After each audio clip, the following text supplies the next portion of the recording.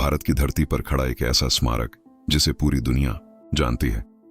हर साल करोड़ों लोग इसे देखने आते हैं, तस्वीरें खींचते हैं, तारीफ करते हैं, लेकिन बहुत कम लोग यह समझ पाते हैं कि ताजमहल सिर्फ एक इमारत नहीं है। ये प्रेम की कहानी है, ये सत्ता की कहानी है, ये एक ऐसे सपने की कहानी है जो पूरा तो हुआ लेकिन अपने निर्माता को ही नसीब नहीं हुआ।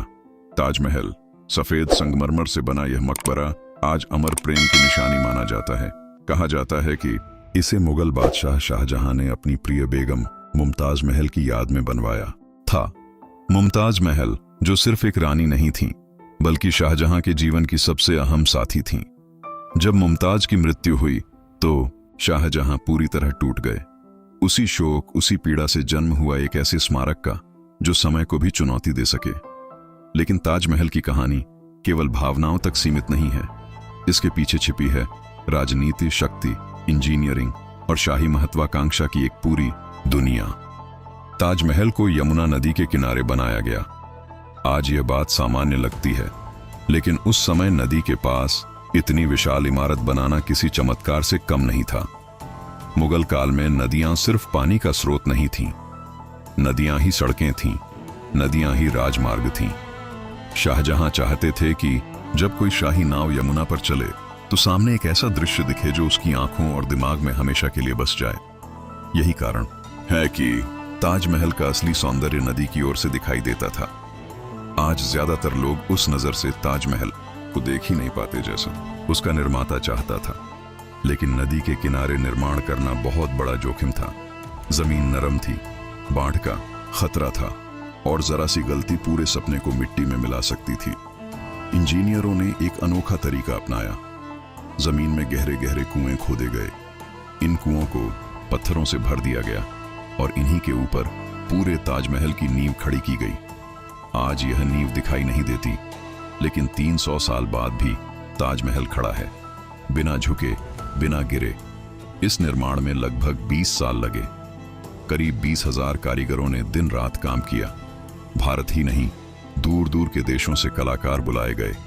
हर पत्थर को हाथों से तराशा गया। कोई मशीन नहीं, कोई आधुनिक तकनीक नहीं, सिर्फ हुनर, धैर्य और शाही आदेश। आज अगर ताजमहल की कीमत आंकी जाए तो यह अरबों डॉलर में होगी। लेकिन हैरानी की बात यह है कि इतना विशाल प्रयास सिर्फ एक मकबरे के लिए किया गया। सफेद संगमरमर राजस्थान के मकराना क्षेत्र से लाया गया था। यह संगमरमर दिन में अलग अलग रंगों में दिखाई देता है।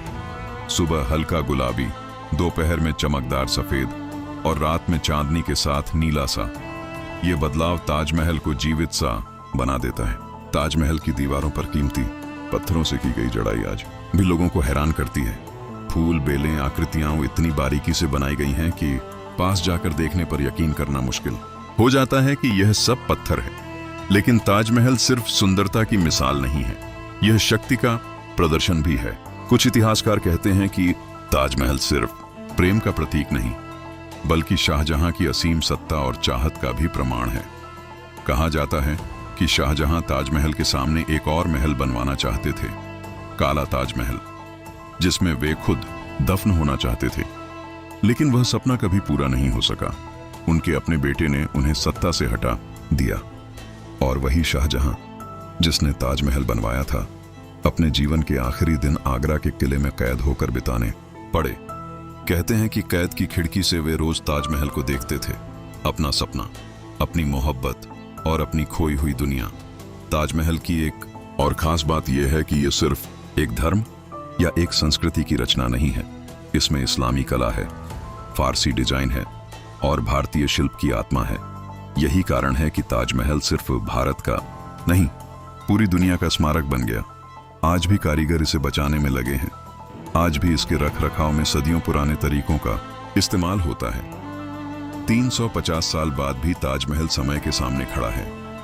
यह सिर्फ अतीत नहीं है, यह एक एहसास है, एक कहानी है, एक खोई हुई दुनिया है जो आज भी हमसे कुछ कहना चाहती है। और शायद यही कारण है कि ताजमहल आज भी उतना ही जिंदा है जितना अपने बनने के दिन था।